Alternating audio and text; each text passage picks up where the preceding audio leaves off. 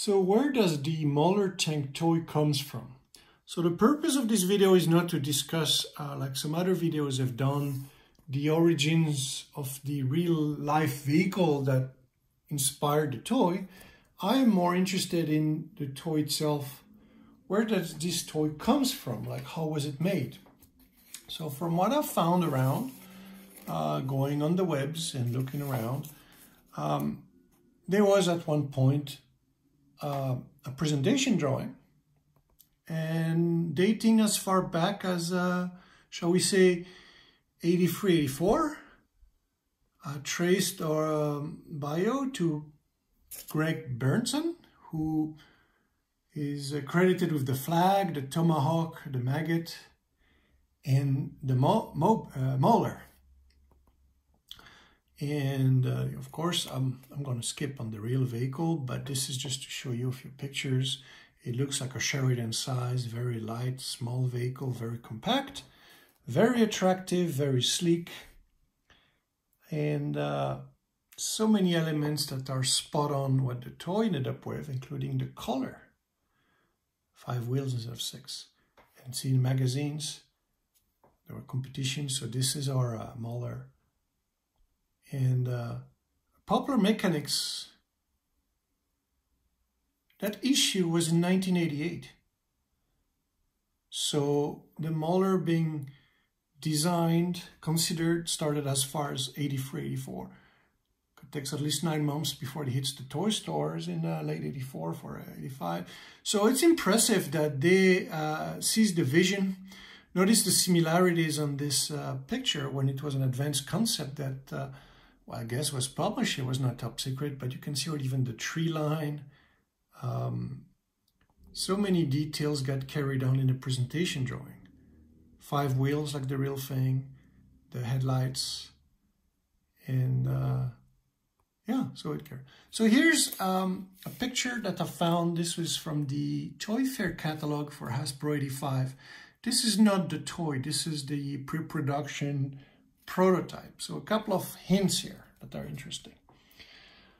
One is that instead of having the sliding stick, it's got this big stick sticking out here. So I made a replica here so we can have an idea.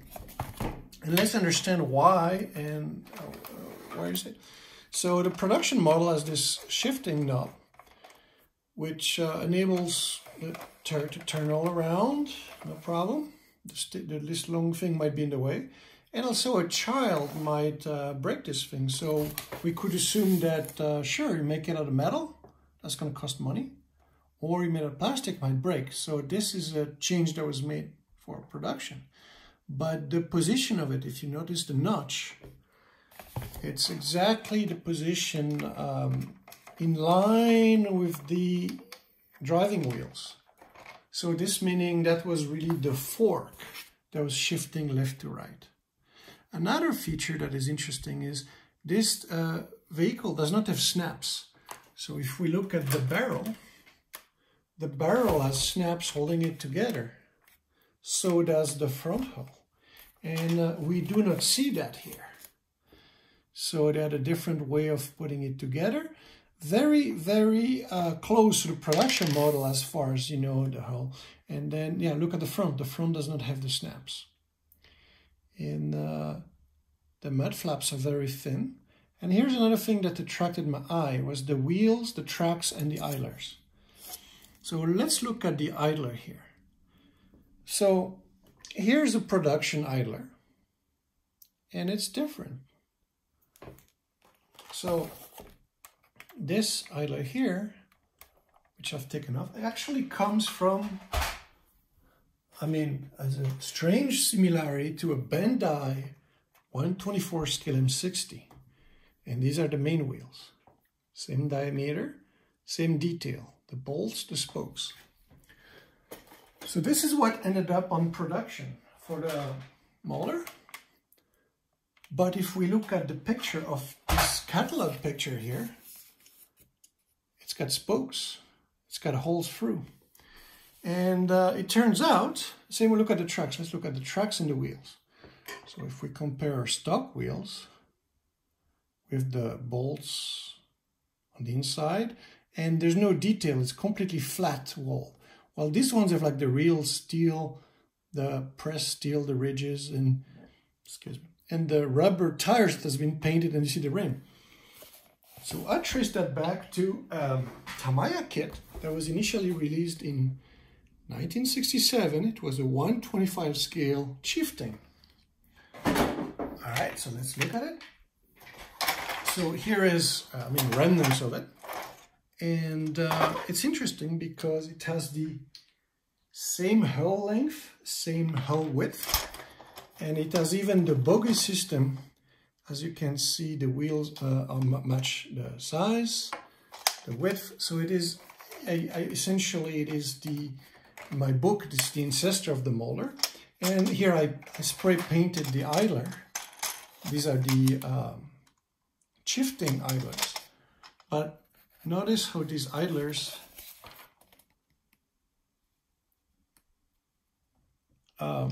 yeah, it looks very close. So I think this is it in this model, because the spokes are very thin. And as you notice, the tracks have some holes on the side. Well, if it's molded, you cannot mold on the side, although you need to take a slide. So we typically have smooth, like production tracks are smooth on the side. Well, if we look at the Tamiya from 1967 Chieftain tracks, those were individual tracks, they had holes on the side like this. And well, so I did a test. I made a Mauler with those Chieftain tracks, and I painted those black, and it looks a little similar. Let's see if I can get this in frame too. It looks a little similar. And also took the wheels. So let's look at the wheel of the Chieftain.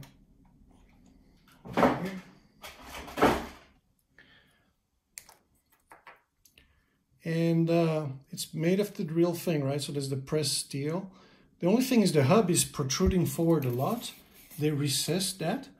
But to me, you look at the bolts pattern. If you can find yourself a high res picture, I've seen it somewhere, I don't have it here, sorry.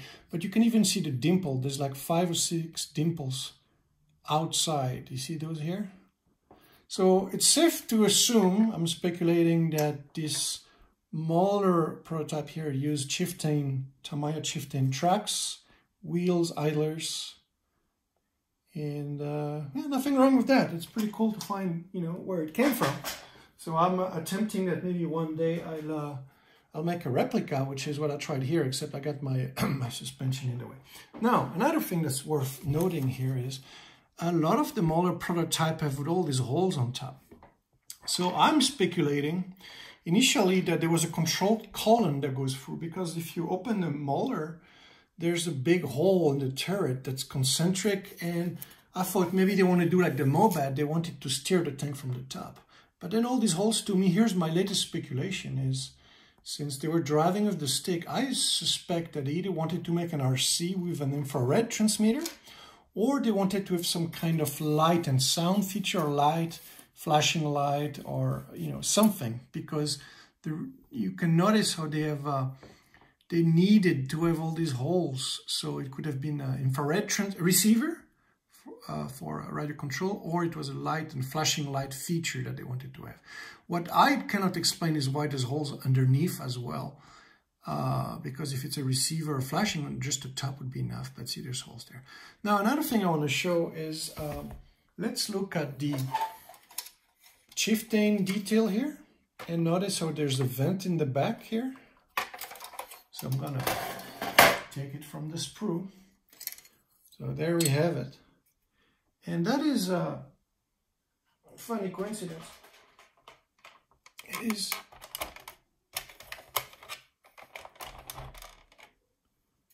there you go. So we have these parts that are kitbashed there.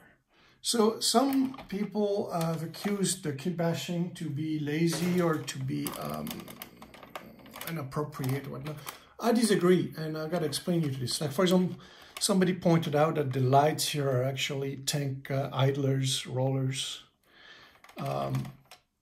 These grills here looks like they're come from a Tamiya 1/25 scale Panther. So this looks like this tiger detail, tiger one detail. So this Kitbash done for the around, and I'm gonna justify it here is like when you work in the toy industry, there's a lot of things to be done, and if you were to do it yourself out of scratch, often they don't want one hand-built prototype, they want multiple. Multiple because in case one breaks, but also because there's a show in New York, there's a show in Hong Kong, or there's a show somewhere else.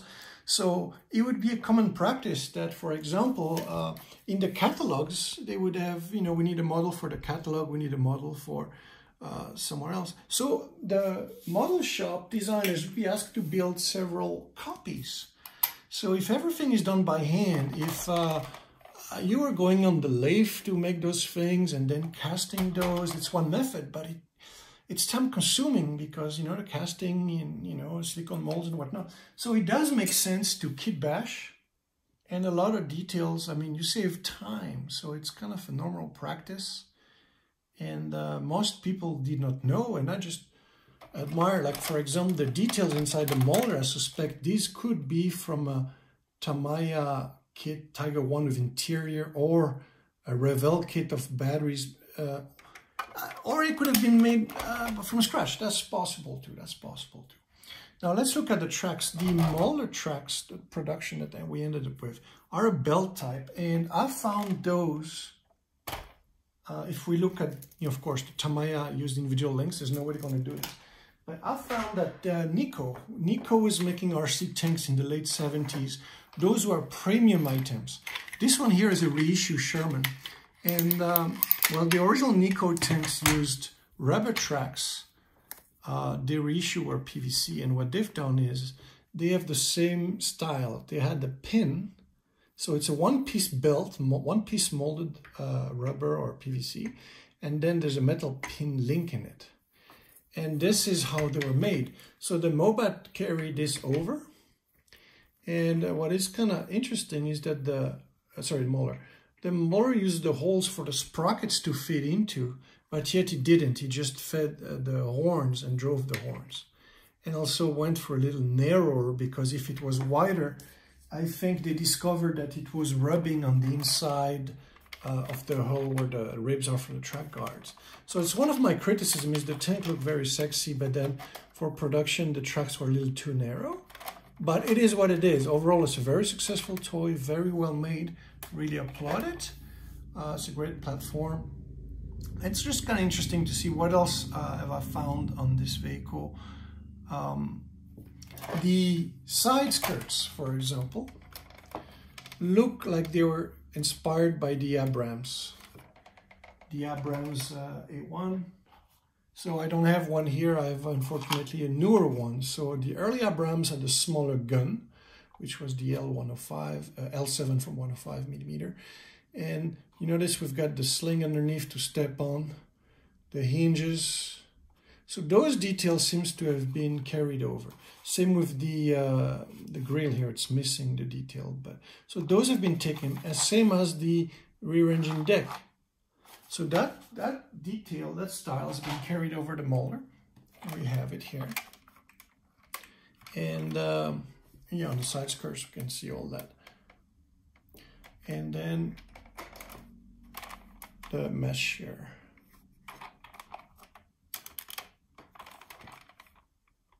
So there's probably more to discover in it. I suspect that Greg Burnson, and there were probably some other folks helping him in the shop to build these things.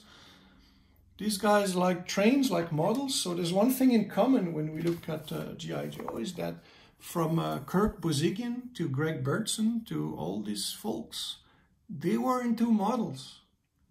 So it's kind of fun to retrieve the models that inspired them. And the Mauler is probably one of the best model kit I've ever had, and it's still fun because I modify it and I really love it. So there you have it. I'd like to give a shout out to 3djoes.com. Go there. Carson Metaxas does a lot of great work regarding the history how they made those things. And go on the section called Creator Profiles, because there they narrate short segments of how they made it as pictures. There's also narration on many crusty details, very fun stuff. And as well, there's a series of books called Creating G.I. Joe by Dan Klingesmith. Those are available from Steel City Publishing. And there's several sections. I recommend those. Those are great books as well. As a great adding to your collection, there's like sketches, origin, and I can show you here on the moped, for example, so you can see like some of the, you know, prototypes and things. So great stuff. I recommend. There's a bunch of those. I'm still dissecting mine and hoping for more to come. Thank you.